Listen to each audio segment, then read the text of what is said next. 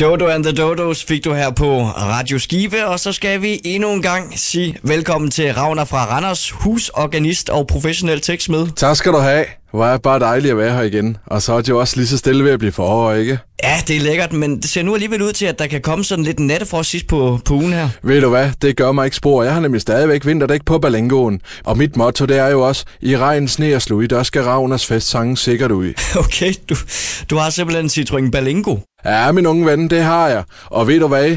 Jeg ved godt, så nogle unge knejder som dig ikke forstår ordet praktisk og økonomisk, men det gør min generation altså. I fiser jo rundt i jeres smarte sænkede Seat og Audi og alt muligt andet. Men sådan en Berlingo, den slår jeres smart biler med flere længder, når det kommer til rummelighed og praktisk indretning. Det kan godt være, at den ikke er for køn, men ved du hvad? Det er min kone heller ikke. Så når hun sætter sig ind på sædet ved siden af, så er det lige pludselig bilen, der er det pænest. Ja, det er sgu rigtigt nok.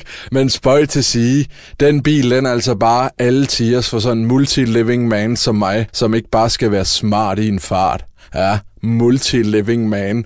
Det ord, det kendte du nok ikke, men det var noget, min kone hun lærte mig, da vi i sin tid skulle have sådan en Berlingo i stedet for Volvoen. Ragnar, selvom jeg er sikker på, at vi kunne have snakket biler til langt ud på natten, så er du jo kommet for at synge torsdagssang for os. Ja, det har jeg, men inden der skal du da lige have sådan en lille en til smileholderen, skal du ikke det? Ja, nu har du jo så mange gode, Ragnar, så lad gå. Ved du, hvad sexy kan det er? Højst sandsynligt ikke det samme, som jeg tænker på. Ja, det er du ret i. Det er et lidt for lav skulderklap. Nå, jamen ved du hvad?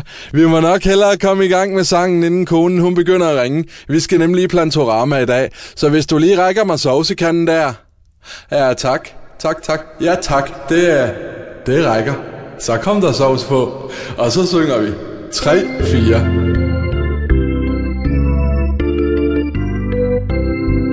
En torsdagssang, det skal I have. Kridte, vitte, vidt, bum, bum. Og den skal være med baconsmag. Kridte, vitte, vidt, bum, bum. En klapperslange har jeg da. Kridte, vitte, vitte, vitte, vidt, bum, bum. I badeland den frem jeg tager. Kridte, vitte, vidt, bum, bum. Og bagmesteren han bliver nok ikke så glad endda. Kridte, vitte, vidt, bum, bum. Tak for sangen, Ragnar. Det var endnu en gang en fornøjelse som altid. Selv tak da. Det var så lidt. Vi ses igen i næste uge, ikke?